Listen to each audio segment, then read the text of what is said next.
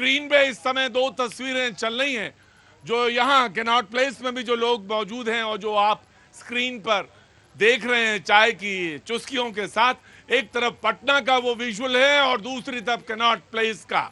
जी हाँ, दोनों तरफ आप देख सकते हैं।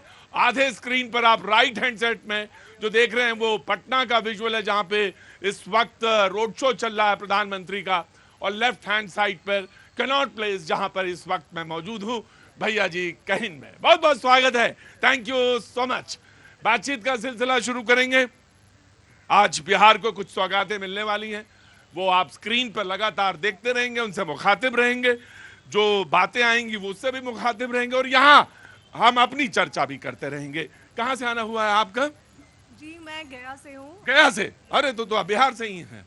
क्या नाम है आपका? प्रिया पांडे। प्रिया जी, क्या काम करती हैं आप? मैं एज अ टीचर हूँ। टीचर है, बहुत अच्छी बात। मैं आपसे थोड़ी देर में बातचीत करूंगा, बातचीत का सिलसिला जोड़ूंगा। आप जनाब कहाँ से आए?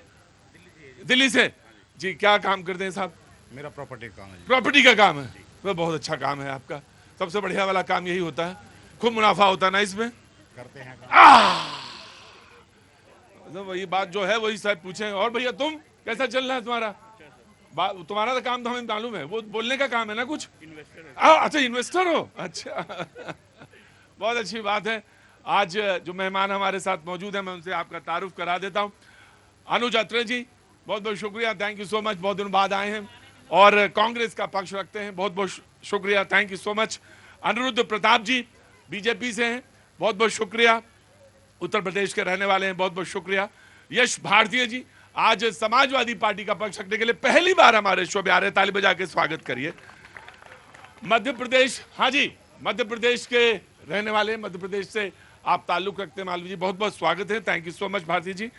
हमारे साथ आम आदमी पार्टी के पुष्पेंद्र जी, बहुत बहुत शुक्रिया, thank you so much Pushpendra ji. Kulshesh ji, बहुत बहुत शुक्रिया, thank you so much. Doctor Mohammad Bilal Sahab, राजनीतिक विश्लेषक, आज बहुत दिनों बाद आए हैं, बहुत बहुत शुक्रिया, thank you so much. Mohammad Salam sahab, बहुत बहुत शुक्रिया, थैंक यू सो मच। बातचीत का सिलसिला शुरू करते हैं। एक दो बातें हैं जो मुझे कहनी है और उसके बाद आपको, मुझे मालूम है कि आपको अपनी बातें कहनी है, तो आप अपनी बात रखिएगा, ये अपनी बात रखेंगे। और उधर मैंने जब बराबर बार बार कह रहा हूं, वो जो आधे स्क्रीन पे जो आप विजुअल देख रहे हैं गाड़ियों वाला, वो पटना का है, जहां पे इस वक्त प्रधानमंत्री का एक रोड शो हो रहा है। आज कई बातें हैं जो बिहार में उन्हें सौगात भी देनी है, वो उस पर बातचीत होती रहेगी।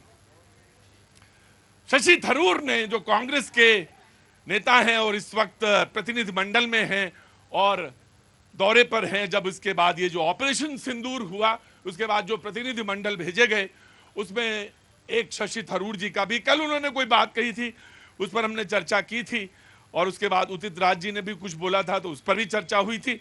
आज उन्होंने एक बात कही, बड़ी महत्वपूर्ण बात है, ये चर्चा बहुत दिनों बाद, उनके लौट आने के बाद भी बहुत दिनों के बाद तक रहेगी। पहला सेंटेंस मैं रखता हूं उनका, उन्होंने कहा, महात्मा गांधी का देश किसी हमले पर अब दूसरा गाल आगे करने वाला नहीं है। महात्मा गांधी का देश है और हम ये सीखते आए हैं, समझते आए हैं, सुनते आए हैं कि अगर कोई एक थप्पड़ मारे तो दूसरा गाल सामने आगे कर देना चाहिए। और ये बात बहुत दिनों के बाद, बहुत दिनों तक चर्चा में रहेगी, यकीन मानिए मेरी बात, ये बहुत दिनों तक चर्चा में रहेगा। लेकिन उन्होंने आगे कहा, शशि थरूर ने, जवाब में भारत अब सख्त कार्रवाई करेगा। अगर कोई समस्याएं हैं तो उससे निपटने के दूसरे तरीके भी हैं। हमें अपराधियों, हत्यारों के पीछे जाना चाहिए और हम ऐसा करेंगे। जो आतंकियों को पनाह देते हैं, अब लाइन बहुत इंपॉर्टेंट है, जो आतंकियों को पनाह देते हैं, पालते हैं, उन्हें भी जवाबदेह ठहराया जाना चाहिए। ये बात कांग्रेस के नेता शशि थरूर जी प्रतिनिधिमंडल में जो शामिल हैं, जो शरीक हैं, ये विदेश में कह रहे हैं। असुद्दीन ओवैसी साहब तो इसमें सबसे ज्यादा प्रखर हैं, सबसे अच्छा बोल रहे हैं आजकल, कह रहे पाकिस्तान को FATF की ग्रे लिस्ट में डाल देना चाहिए। बहुत सालों तक रहा ग्रे लिस्ट में, उन्होंने कहा उसको ग्रे लिस्ट में डाल देना चाहिए। अब सवाल यह है कि इतना अच्छा बोल रहे हैं, इसमें किसी को तो कोई आपत्ति नहीं होनी चाहिए। समाजवादी पार्टी, आपत्ति है आपको? आगे आइए। मेरे तरफ तो आप ऐसे देख रहे थे जैसे कोई दशहरी आम हूं जो पक गया हूं, गिरने वाला हूं।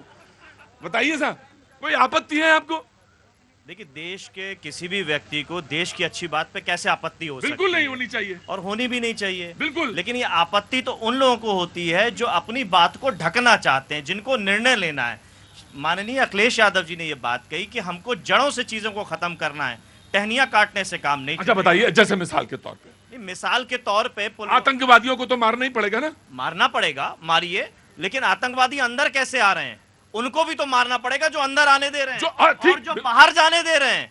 अभी बाहर भी चले गए होंगे जिन्होंने हमला किया, पुलवामा पे हमला हुआ, क्या उनके दोषी थे? उनको पकड़ लिया। पहलगांव में हमला हो गया, पहले सैनिकों पे हमला हुआ, अब पर्यटकों पे हमला हुआ।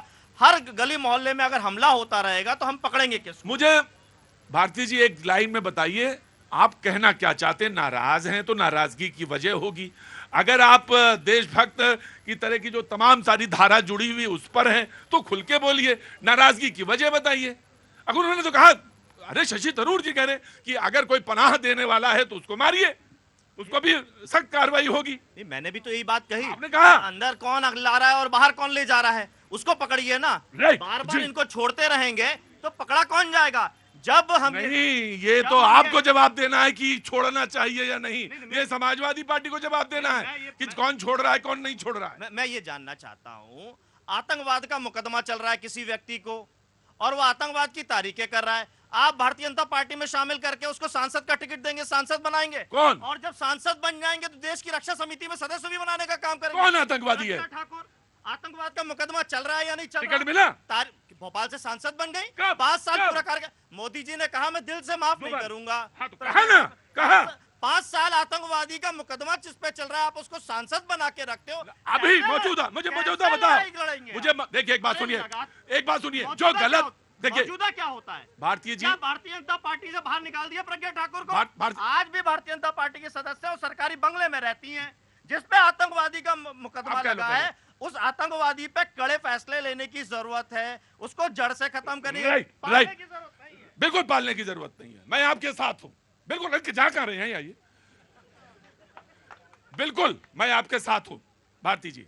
बिल्कुल सख्त कार्रवाई होनी चाहिए, टिकट से उनको महरूम किया जाना चाहिए, काट देना चाहिए उनका टिकट, और बीजेपी में अगर कोई और सख्त कार्रवाई होनी चाहिए वो होनी चाहिए। आपने क्या किया है?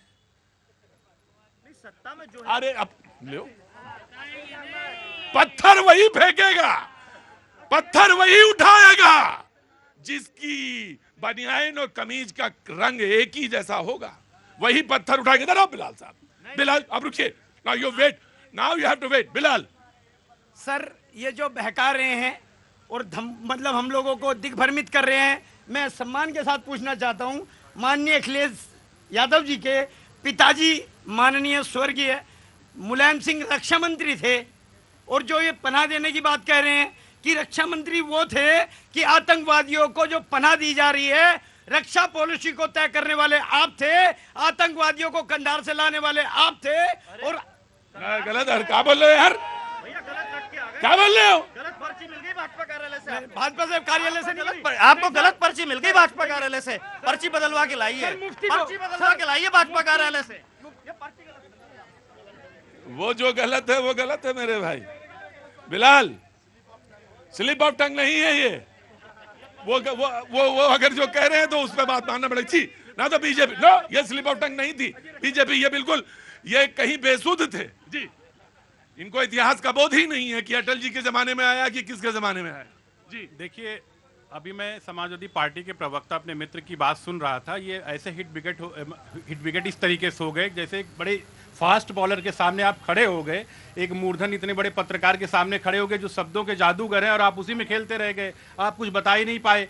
एक बात, शशि थरूर जी बहुत अच्छे डिप्लोमेट हैं और गजब का बोलते हैं। उन्होंने अपनी बातों में एक तरफ कांग्रेस को निपटा दिया, एक तरफ पाकिस्तान को भी संदेश दे दिया।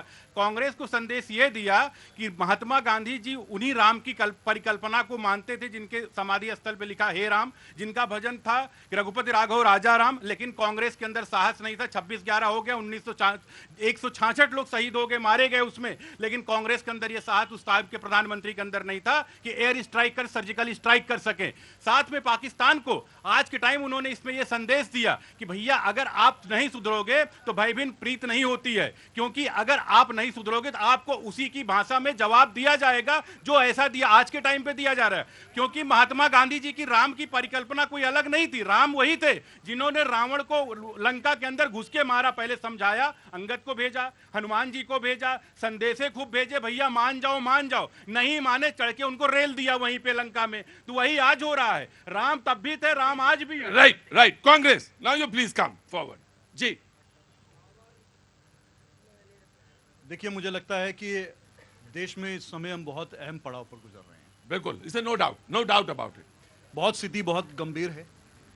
जो ये पहलगाम में हमला हुआ 1 महीने से ऊपर हो गया, जो आतंकी हमला करके गए, कहाँ से आए कहाँ गए, जैसे पुलवामा में हुआ 5 साल से ऊपर हो गया, कौन आया, कौन 300 किलो RDX लेकर के आ गया, 44 BSF के जवान हमारे शहीद हो गए, आज तक कुछ नहीं पता चला। इतने हाईली सिक्योर्ड एरिया में, चले CRPF के भी हम मानते हैं कि बात है, हमारे पैरामिलिट्री फोर्स के जवान हमारे शहीद हो गए, बता दीजिए कहाँ हैं वो। यही हाल पहलगाम में अभी जो हमला हुआ हमारा, ये सब बातें जो जुमलेबाजी है, ये किस लिए इतनी ये एक्सरसाइज हो रही है? लोगों का ध्यान भटकाना, असली मुद्दे पर मत आने देना कि वहाँ लोग कैसे आ गए, क्यों वहाँ पर सुरक्षा की इंतजाम नहीं थे। 2000 से ऊपर वहाँ पर्यटक वहाँ पहुँचे हुए थे, एक भी सिपाही नहीं, एक भी। और जबकि हालात ये है, वहाँ पर जम्मू कश्मीर की सुरक्षा सीधे तौर पर गृह मंत्रालय। मैं आपसे एक सवाल पूछता हूँ, आप ये बताएं, इंश्योर कर सकते हैं 100% सिक्योरिटी? ये तो आपसे शशि थरूर खुद ही पूछ रहे हैं, 100% सिक्योरिटी इंश्योर कर सकते हैं? आप इसी के नॉट प्लेस में जहां खड़े हैं, वहां भी ब्लास्ट हुआ है, आपने इंश्योर किया था। मैं आपसे जानना चाहता हूं, पहलगाम में हुआ, आपने कितने, जब 26/11 हुआ तो आपने कितने आतंकियों को पकड़ लिया?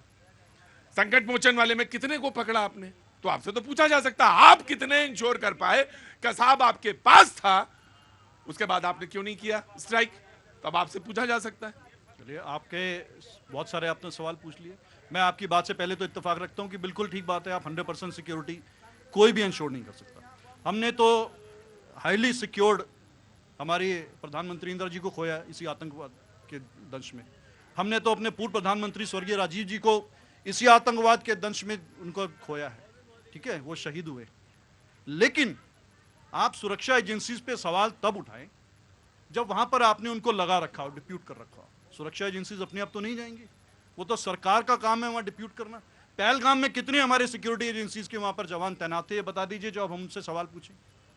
जब सरकार वहां पर सुरक्षा दे ही नहीं रही हमारे नागरिकों को, तो ये सरकार से सवाल पूछा जाएगा। आदमी वहां होते, उसके बाद वारदात हो जाती तो ठीक है, अलग बात है, वो भी ठीक है, 100% कोई नहीं रोक सकता। लेकिन आपने जानबूझ के वहां खुला छोड़ा ऐसे समय में। यहां से बताइए, कैनॉट प्लेस का थाना यहां से कितनी दूर है?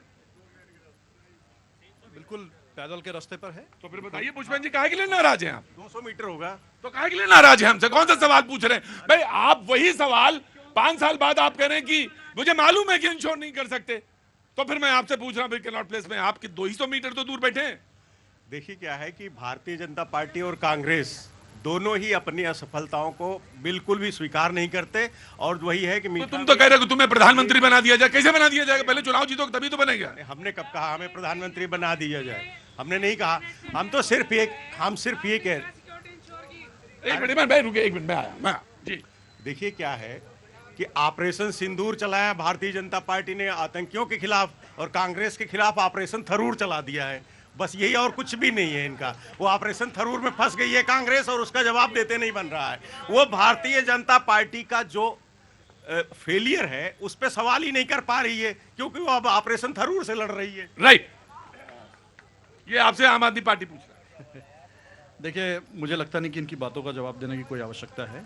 कोई ऑपरेशन इस समय जो अगर चर्चा हो रही है पूरे देश से लेकर के और बच्चे बच्चे के मुंह पे, ऑपरेशन सिंदूर में जो फेलियर हुआ है सरकार, और ये जो इतना बड़ा पहलगाम का जो कांड हुआ है, उसका जवाब कौन देगा? ठीक, ये 2 सवाल हैं इनके कि ऑपरेशन सिंदूर का जो फेलियर हुआ है और पहलगाम में जो सिक्योरिटी का लैप्स हुआ है, 2 बातें इन्होंने कही। मैं इसी पे बातचीत का सिलसिला। जी बाबूजी, कहां से आए? कि मैं उत्तराखंड से आया हूँ, खटीमा से। खटीमा से, हाँ वाह, बोलिए। अच्छा, आज अपॉइंटमेंट था तो इत्तेफाक से मैंने आपको देखा, वरना हर रोज टीवी पे देखता हूँ। अपॉइंटमेंट कहाँ था? वास्तु का स्पेशलिस्ट हूँ मैं। अच्छा, वास्तु के, जी, बहुत अच्छी बात, जी। तो अपॉइंटमेंट तो मैंने सोचा आज आपके। तो ठीक है, आनंद लीजिए। कुछ बोलना है क्या? नहीं नहीं, आनंद लीजिए जी, जनाब अली जी। सर, मेरा एक सीधा सा सवाल है। ये आम आदमी पार्टी ने बड़ा क्वेश्चन उठा दिया सिक्योरिटी के ऊपर। पंजाब के अंदर इंटेलिजेंस ऑफिस के ऊपर हैंड ग्रेनेड से अटैक हुए, इन्होंने क्या सिक्योरिटी इंश्योर की? बटाला में और जगह, लुधियाना में। आज भी मैं लुधियाना से होते हुए आया हूँ, कमिश्नरेट के बाहर सिक्योरिटी, वहाँ पे ब्लास्ट हो जाते हैं। ये देश की सीमा सुरक्षा के ऊपर ये सवाल कैसे उठा सकते हैं? इनकी खुद की सुरक्षा खुद ही नहीं सुनिश्चित कर सकते ये लोग। अंदर कैसे आ गए तुम? हाँ, ये तो सुरक्षा में चूक है। सर, आज ये कांग्रेस के कह रहे हैं, कांग्रेस के कह रहे, राजस्थान के अंदर आज ही कांग्रेस के पूर्व कैबिनेट मंत्री सालेह मोहम्मद का निजी सचिव आईएसआई को खुफिया भारत की सुरक्षा लीक करने के लिए आज वो पकड़ा गया। इसमें कांग्रेस के नेता क्या कहना चाहते हैं? बाहर बाहर, ओ उसके बाहर जी। मैं आ रहा, just give me a second. जी भाई, कहाँ से आना हुआ आपका? दिल्ली से। दिल्ली से, क्या नाम है आपका? पूरन शर्मा। पूरन जी, क्या काम करते हैं? मेट्रो में कैंटीन है, दिल्ली मेट्रो में कैंटीन। अच्छा, दिल्ली मेट्रो। तो बोलेंगे कि नहीं बोलेंगे? हाँ, ना, आप सरकारी आदमी हैं, आप बोलिए नहीं। बिल्कुल, हाँ बोलो भैया। देखिए, भाई साहब ने सिंदूर ऑपरेशन की बात करी, पहले कमियां है, सिंदूर ऑपरेशन की कमियां और सिक्योरिटी में चूक। देखिए, कमियां इनको नजर आएंगी, लेकिन कभी इन्होंने नरेंद्र मोदी से पूछा, भैया 11 साल हो गए किसी राज्य में बम नहीं फट रहा, इतना अच्छा आपने फैसला कैसे ले लिया है? 26/11 जैसे हमले देखने को नहीं मिल रहे, इतना अच्छा फैसला कैसे ले लिया? वो लाल चौक कश्मीर जो कर्फ्यू में डूबा रहता था, पीसफुल राज्य नहीं था, उसको पीसफुल कैसे बना दिया? लाल चौक पे तिरंगा कैसे फहराया जा रहा है? चिनाब ब्रिज कैसे आपने बना दिया? और वहां की जो आवाम है, टूरिज्म वहां पर इतना कैसे जाने लग गया? सुबह रात को 7 बजे दिल्ली से बैठो और सुबह 7 बजे श्रीनगर में उतर जाओ, इतना काम आपने कैसे कर दिया? इस पे सवाल नहीं करे। इन्होंने पहलगांव के ऊपर बात करी, इन्होंने सेना के ऊपर शौर्य पे सवाल किए। राहुल गांधी जी भी पुंछ में गए और पुंछ में जाकर के, क्या इनकी गठबंधन की सरकार है, आर्थिक मदद की बात नहीं करके आए, वहां पे जाकर के वीडियोग्राफी कर करके आए। और वो वीडियो जी बोलो। तो सही बात है। आज जो सिंदूर के ऊपर, ऑपरेशन सिंदूर पे जो सवाल उठा रहे हैं, सर डूब के मर जाना चाहिए। अरे रुको यार, पहले कांग्रेस को देंगे, उसके बाद फिर मैं बीजेपी का। जी बोलो, आप भी बोलो। आज क्या नाम है? मेरा नाम आदेश राय है। कहाँ से आना हुआ? वैशाली गाजियाबाद से साहब। वैशाली गाजियाबाद तो बगल में ही है। तो बताने में इतना क्यों तकलीफ ले? मैं इनसे 2 बातें पूछना किनसे?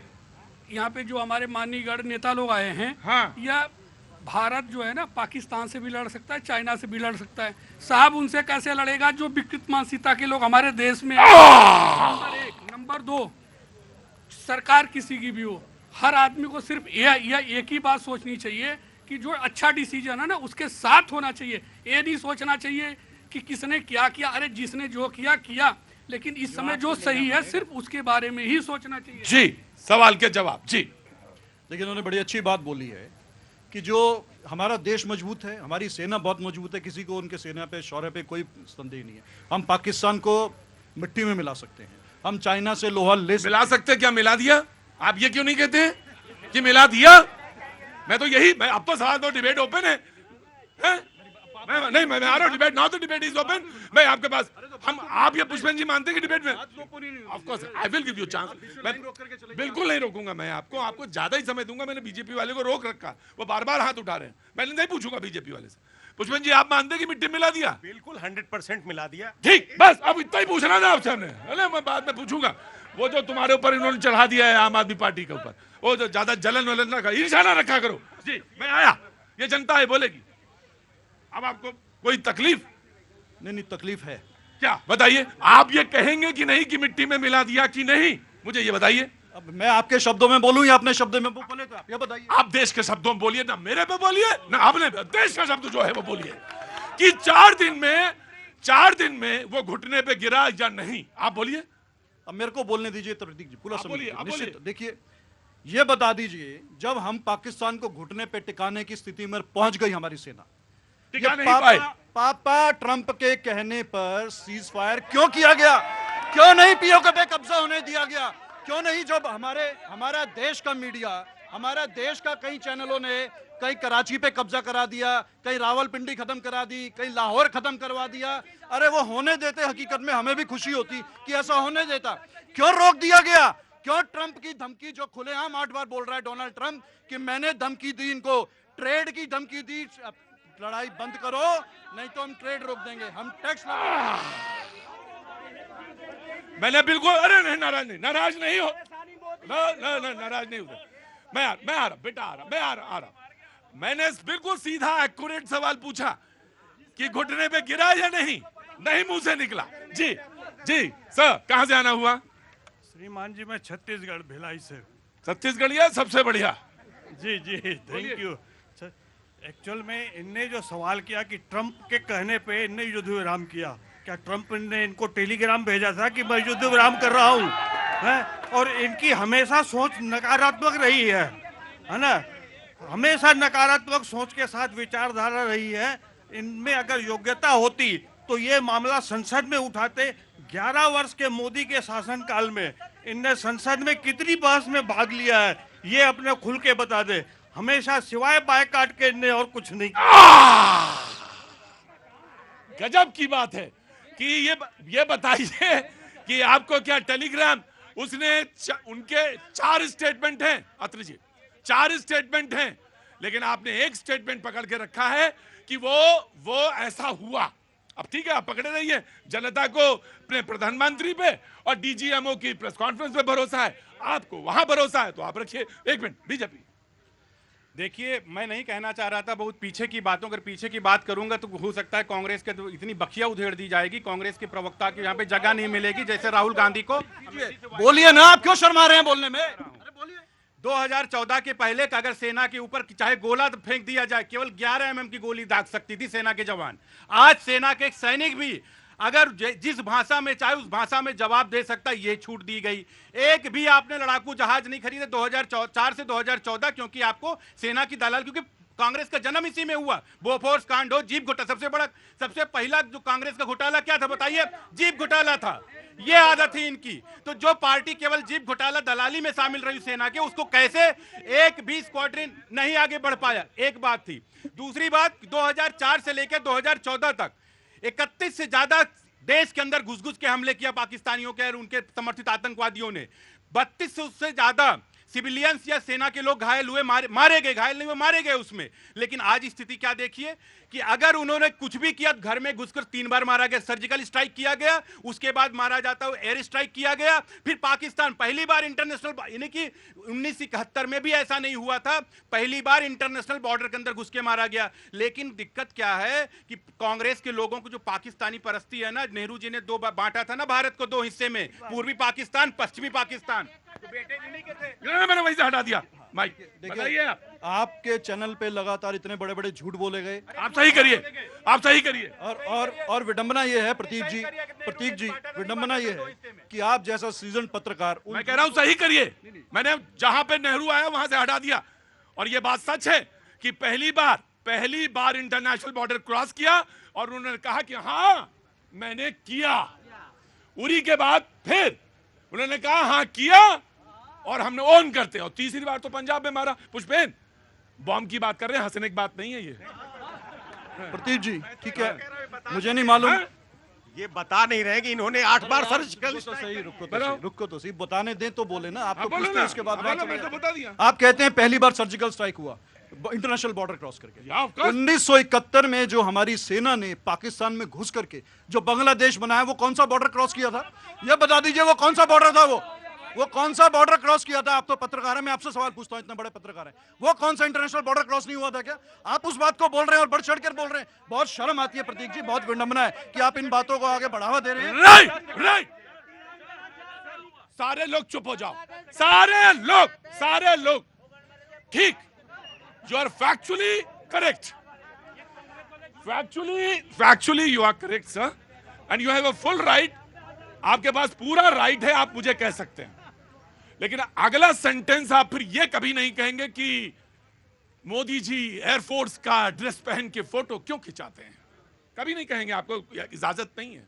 और फिर आपको यह भी कहना पड़ेगा हाँ उरी हुआ, आपको यह कहना पड़ेगा हाँ इंटरनेशनल बॉर्डर क्रॉस हुआ, फिर आपको यह भी कहना पड़ेगा कि पंजाब सहित मुजाहिबाद में आपने 9 ठिकानों को मारा, फिर आप ये भी कहेंगे। मैं तो तैयार हूं, मैं तो कोई, आप ये कहिए, हम कब मना कर रहे हैं? हम सब कहिए ना कि हमने उनको गिराया, आपके मुंह से एक बार भी नहीं निकला। सुनिए, बिल्कुल घुटनों पे गिराया, लेकिन मुझे एक भारतीय होने के नाते खुशी पूरी तब मिलती कि हम उनको धरती पे लिटा देते। हमने उनको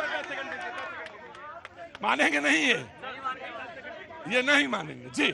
समाजवादी ये कह रहे हैं कि 1971 में क्या 93,000 सैनिक अगर घुटने पे टेके हुए थे तो भारत के 54 सैनिक नहीं छुड़ा पाए 93,000 के बदले। आप किसके उस पे शिमला समझौता कर बैठे, दिल दे बैठे कांग्रेस के लोग? किसके दबाव में थे? केजीबी के दबाव में थे? CIA के दबाव में थे? किसके दबाव में थे भाई? आप 93,000 सैनिक आप घुटने टेके बैठे थे, 54 सैनिक अपने भारत के नहीं छुड़ा पाए आप। अरे 10 तो मूवी बन गई इस पे, आप मूवी देख लो। राइट, समाजवादी पार्टी आ गया। अरे रुको यार, हाँ। सर मेरा ये पूछना था, प्रज्ञा ठाकुर पे इनकी जुबान नहीं लिखी हुई, जिस पे आप भोपाल से आए हैं ना? सुनिए ना, सुनिए। नहीं, एक मिनट में सुनिए मेरी बात। प्रज्ञा ठाकुर पे एक दिन डिबेट रखेंगे 5 घंटे की, सुनिए मेरी बात। समाजवादी, अरे रुको यार, आतंकवाद। प्रज्ञा, सुनो मेरी बात, प्रज्ञा ठाकुर इतनी बड़ी नहीं होगी कि मेरी डिबेट में भैया जी कहीं में डिस्कस होगी। आतंकवाद है। और दूसरी बात सुनो, दूसरी बात ये सुनो, दूसरी बात सुनो, जिसके थाली में 72 छेद होते हैं उसको बोलना नहीं है। हाँ। कैसे 72 छेद हो गए? क्या कर्नल सोफिया का अपमान कैबिनेट मंत्री विजय शाह ने किया, उसको क्या समाजवादी पार्टी बात के कपड़े? तो प्रज्ञा ठाकुर को समाजवादी पार्टी शामिल करके रखी है। कर्नल विजय शाह को बचाने वाली मंत्री, उसको क्या भारतीय समाजवादी पार्टी रखी है? मोहम्मद इस्लाम। सर मैं उत्तर प्रदेश से आता हूं और उत्तर प्रदेश में मैं भली भांति इनकी सरकार को जानता हूं।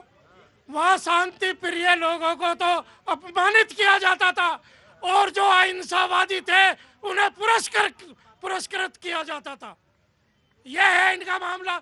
छाछ तो बोले छलनी भी बोले, जिसमें कितने ये विषय आतंकवाद का है। अगर सपा का है तो मैं बोलूं। सर समाजवादी है तो मुझे बोलने दीजिए। अगर बात देखिए, अगर यस जी मेरी बात सुनो। यस जी बिल्कुल, मैं 2.5 घंटे आपको समय दूं, लेकिन यस जी आप मेरी पहली बार डिबेट। अरे यार यस, एक मिनट मेरी बात सुनो, रुको, एक मिनट रुको, नहीं एक मिनट रुकिए। यस जी, if you have any new fact about anyone, you please approach Supreme Court. और अगर राजनीति करना है तो वो जगह वहां है, मेरे यहां नहीं। अगर आपके पास प्रज्ञा ठाकुर के खिलाफ, सुनिए मेरी बात, राजनीति कुर्ता पहनने से राजनीति नहीं होती है और टोपी लगाने से भी नहीं होती है। मैंने बता दिया। हाँ, अगर आपके पास कोई फैक्ट है, आपके पास समाजवादी, अगर आपके पास कोई फैक्ट है, आप सुप्रीम कोर्ट कल खुलेगा, आप जाइए और एक अपील दायर करिए और गिरफ्तार कराइए उन्हें जी। देखिए, पहले तो मैं ये पंजाब वाले भाई हैं इनको क्लियर कर दूं कि केंद्र के अंडर होती है बॉर्डर की सुरक्षा, उसमें पंजाब सरकार का कोई रोल नहीं है, बस इतना ही कहना। दूसरी चीज आप सुन लीजिए, मैं आपके बीच में नहीं बोलता, यार। देखिए, कांग्रेस के समय में मुंबई हमला हुआ, भारतीय जनता पार्टी के समय में संसद पे हमला हुआ, इन्होंने कसाब को रख के बिरयानी खिलाई, इन्होंने अजहर मसूद को हवाई जहाज में बिठा के उसके घर छोड़ के आए, तो दोनों ही कम नहीं है। अब सवाल यह है कि जो ऑपरेशन सिंदूर हुआ है उसको आपने बहुत अच्छा किया, हम बहुत सहमत हैं, हम तारीफ करते हैं भारतीय सेना की भी और ये इस बात की भी कि आपने 21 प्रधानमंत्री की भी, और 21 में से 9 ठिकाने आपने ध्वस्त कर दिए। लेकिन ये बताइए, आप घर घर में सिंदूर बांटने जा रहे हैं, वो जो एक इंतजार कर रही हैं उनको सिंदूर कब देने जाएंगे, ये तो बताइए। जिन बहनों का सिंदूर पूछा है, आप उनको मुंह दिखाने कब जाएंगे? उनको मुंह दिखाने कब जाएंगे? सिंदूर के बारे में गलत बोल रहे हैं सर। क्या गलत बोल दिया? चुपचाप मौलाना, चुपचाप खड़े रहिए मौलाना, चुपचाप खड़े रहिए। वो पॉलिटिकल पार्टी है, उसके बाद राइट है बोलने का, उसको बोलने दीजिए। नहीं, कुछ भी बोलेंगे, आपको अगर सुनने की आदत नहीं है तो वहां जाके बराए मेहरबानी बैठ जाइए।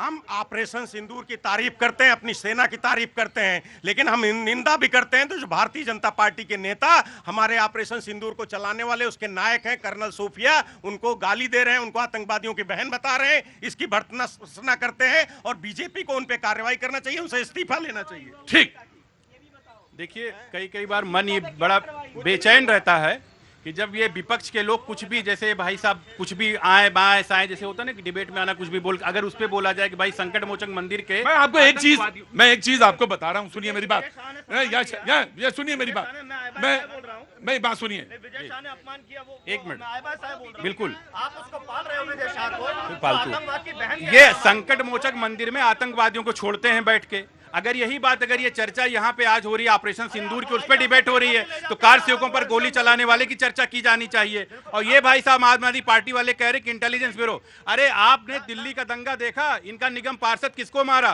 इंटेलिजेंस ब्यूरो के ऑफिसर को ही मारा। अरे जब इतने हत्यारे बैठे हुए हैं इनकी पार्टी के अंदर, जो आईबी के लोगों को उठा के मार रहे हैं, तो इनसे क्या उम्मीद की जानी चाहिए?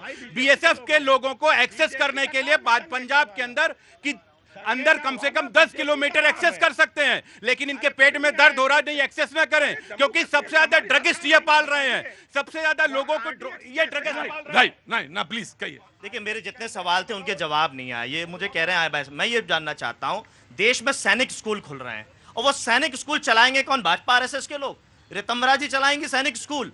तो ये सेना का नाम पर राजनीति कर कौन रहा है? ये सेना तो पूरी तरीके से भारतीय सेना है, जिस पे हर भारतीय को गर्व है, उस पर राजनीति कौन कर रहा है? कभी वर्दी पहनने के नाम पर राजनीति करेंगे, यहीं दिल्ली में इनके प्रदेश अध्यक्ष मोटरसाइकिल पे घूमते हुए चलाएंगे, अवैध रूप से भारतीय सेना की सेना लेके नाम पे राजनीति करेंगे।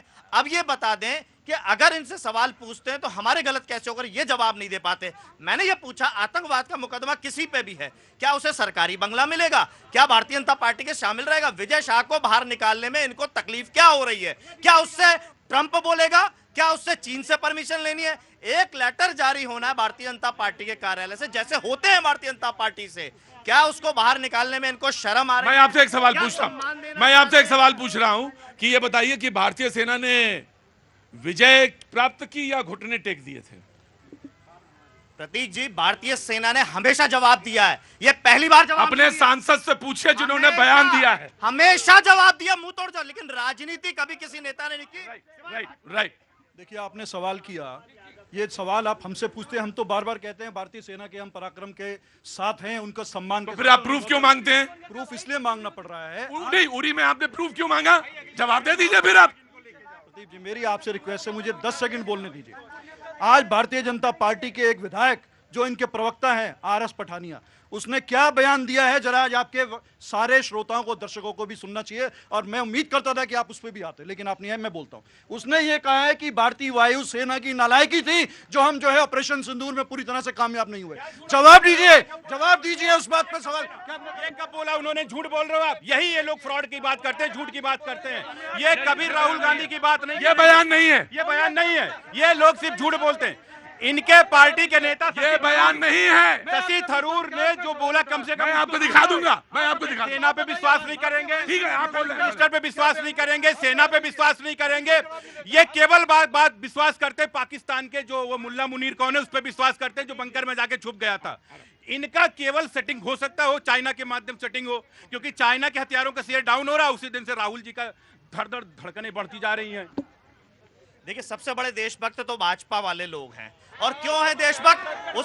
उसका देशभक्त का प्रमाण यह है कि भारतीय जनता पार्टी के राष्ट्रीय कार्यालय इसी दिल्ली में बैठ के इनका राष्ट्रीय अध्यक्ष देश की रक्षा सौदे में दलाली करेगा, उसी कोर्ट से सजा पाएगा। और बंगारू लक्ष्मण भारतीय जनता पार्टी का राष्ट्रीय अध्यक्ष होते हुए आपको नहीं मालूम? आपसे बचाओ क्या यार, झूठ बोल रहा है पागल आदमी है। नहीं जानते बंगारू लक्ष्मण को, ये नहीं जानते। भारतीय जनता पार्टी के कार्यालय में बैठकर राष्ट्रीय अध्यक्ष रहते हुए दलाली करते हुए पकड़ा गया, कोर्ट से सजा हुई। यही राष्ट्रभक्ति है इनकी, यही प्रज्ञा ठाकुर है, यही विजय शाह है, ये लंबी फॉरेस्ट है इनकी। और जिस तरीके से अभी इनके विधायक ने बोला है, यही राष्ट्रभक्ति। और इनके साथ डिबेट करना क्या है? जिस व्यक्ति के पास कुछ का कंटेंट नहीं, कुछ भी कुछ आए माए साए झूठ बोले, अरे वैसे क्या कहा जाए?